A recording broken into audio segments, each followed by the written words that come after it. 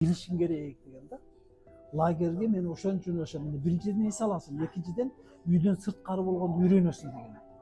Анан ошентип 6 класс, 7 класс, 8 класстан кийин мени айылдагы мектептен бөлүп интернатка алып жеткизген.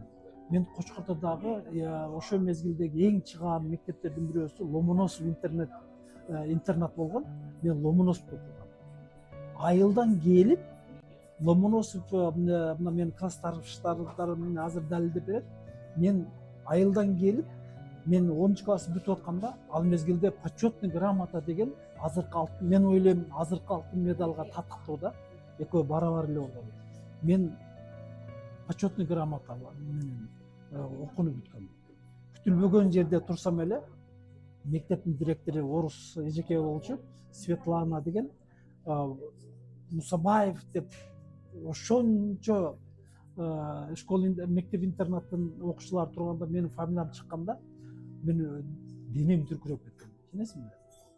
Ошондой болгон. Мен бир ушундай атамдын көрөгүнчтүгү, атамдын акылдуулугу, мен бүгүнкү күндө өнүп өскөнүмө зор салымы бар да атамдын.